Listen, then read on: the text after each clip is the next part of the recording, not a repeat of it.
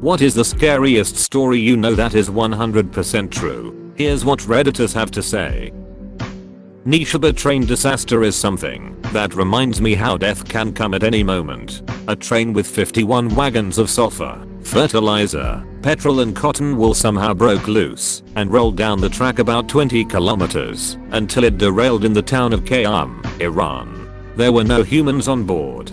Chemical leaks ensued and authorities tried to extinguish whatever fires broke out. At one point, the whole thing explodes. And it really explodes. The whole town of Qam is literally demolished. 3 nearby towns are badly damaged, and it was heard 70 kilometers away. The wreckage continued to explode for several days after. Around 300 people died, and more than that injured. An earthquake of 3.6 on Richter scale was produced.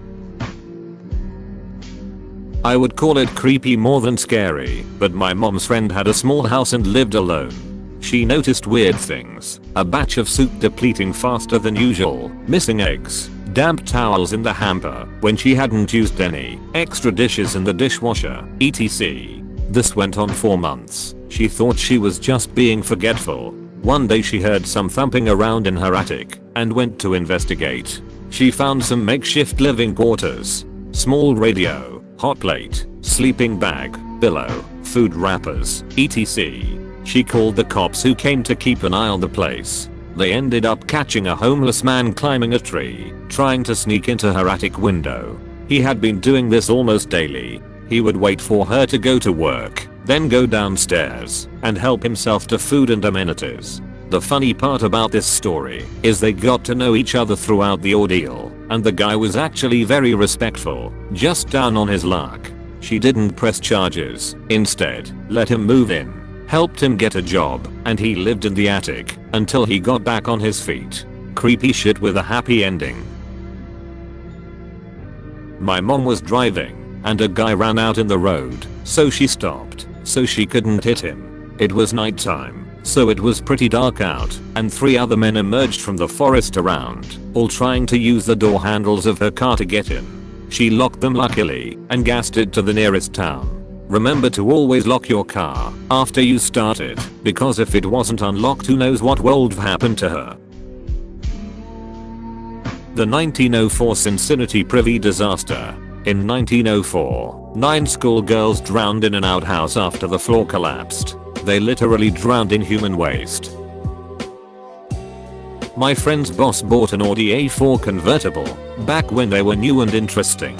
One of the talking points was the pop-up roll hoops that were hidden unless you rolled it. A few months after buying it, he got to test those roll hoops out as he lost control and skidded down a steep bank about 10 meters, 35 feet deep. The roll hoops did their job, and he survived with just cuts and scratches from the bushes he plowed through.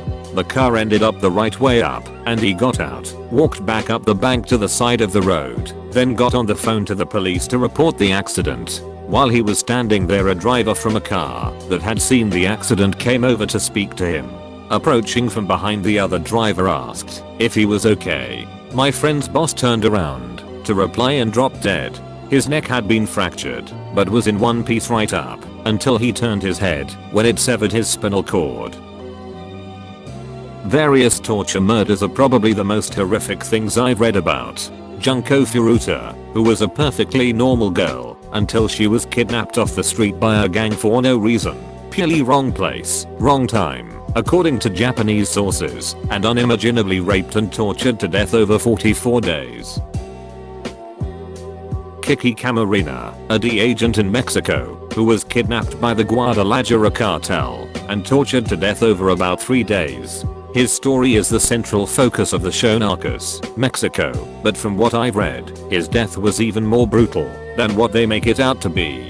A detail consistent in both is that they brought in a doctor to revive him numerous times when he got too close to death and keep him conscious so he couldn't pass out from the pain. Kellyanne Bates, who was groomed from a young age by a scumbag who eventually killed her slowly over the course of about a month in their apartment. Her injuries were so horrific the jury at the guy's trial had to get counseling. For example, her eyes were missing, and there were stab wounds in the sockets. Sylvia Likens, whose parents left her in the care of a woman who both personally and with the help of her children and their friends degraded, tortured, and killed over several months. The Hello Kitty murder in China, where a man and his about 13-year-old girlfriend kidnapped a prostitute who had supposedly stolen from him, even though sources say she had paid him back with interest, tortured her to death, and then stuffed her corpse into a Hello Kitty toy. Baby Brianna, a newborn whose mother, father, and uncle tortured and raped her from the second they brought her home from the hospital until the second she died. Baby P, a British toddler whose mother let her boyfriend torture him to death. His back was broken in his last days of life. Honestly, there are just so many horrifically on par with each other, you could list them all day. Artemis Pyle, the drummer from Lynyrd Skynyrd, survived a plane crash and walked to a nearby house, only to be shot by the homie Arwana. The homie Arwana saw a bloody long-haired man and winged him. Pyle survived that as well and made a full recovery. He wasn't shot. The farmer fired a warning shot over his head.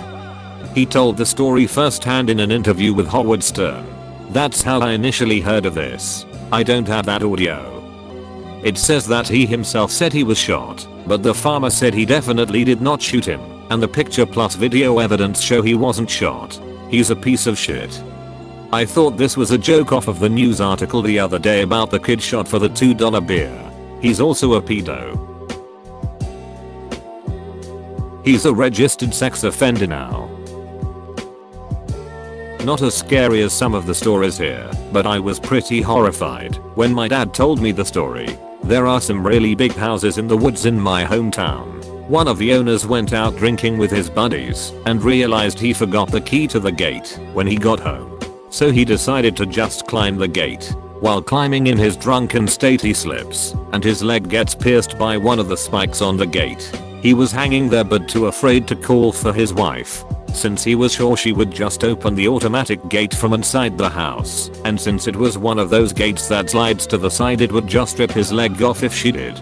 He was hanging there the entire night until his wife woke up, saw him and called the fire department. My dad, who is one of the firefighters that showed up, said they had to saw off the spike to get him off.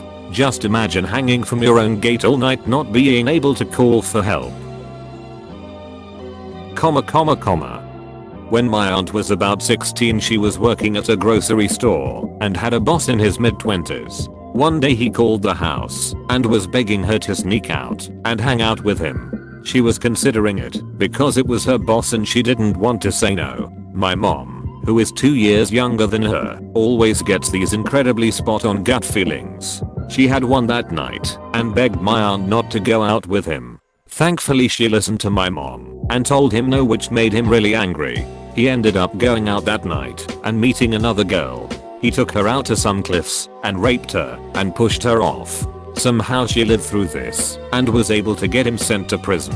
I feel so sorry for that girl and so thankful for my mom and her gut feelings. Always trust your gut. 100% true as it happened to me. It's probably more spooky than scary. I'll let you be the judge. Many years ago, before there were cell phones, we had these things called pagers strapped to our hips. Someone would page you with their phone number and you would call them back when you got to a phone. As an on-call technician working in the audio-visual field, my pager would go off all the freaking time. Like most people who use pagers, our clients knew that if you followed up your number with a 911, that would indicate to the technician to stop what they were doing and call right away. Although I was always busy, I rarely, if ever, got 911s. One afternoon traveling from Orlando to St. Petersburg via Interstate 4, my pager goes off with a number 1 don't recognize, followed by the 911. I find the first exit and pull into a little truck, stop looking place outside of Plant City to use the payphone. This takes maybe 3 minutes tops. I walk in, ask for some change and head to the wall where there are 4 payphones to choose from. I pop my quarter in and dial the number displayed on my trusty pager.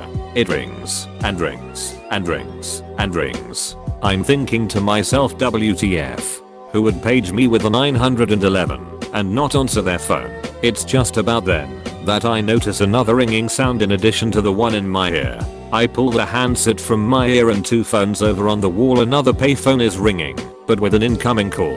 I hang up the handset and the ringing stops on the other phone. I walk a few paces over, pick up the handset, and look at the phone number printed above the buttons. I look at the number on my pager. I look at the number on the phone. I look at the number on my pager again. I look at the phone again. Except for the 911, they are identical. I kinda lose my breath for a second, and then I make my way over to the girl at the counter and ask if she saw anyone use the payphone. She said I was the only person in the store in the last hour. The whole episode probably took 15 minutes, but man, I was freaked out. The hair on the back of my neck was standing straight up, and I just wanted out of there. I get about 10 miles down the highway and come upon a scene that looked like a bomb went off. .4 car pileup involving a tractor trailer hauling a load of steel that had come loose. State troopers and paramedics just arriving. I pulled over to the side and helped the best I could, but it was all pretty much over once it began. I have no idea why I got that page, or from whom or what, but I'm convinced that if I hadn't, I would not be alive to write this today.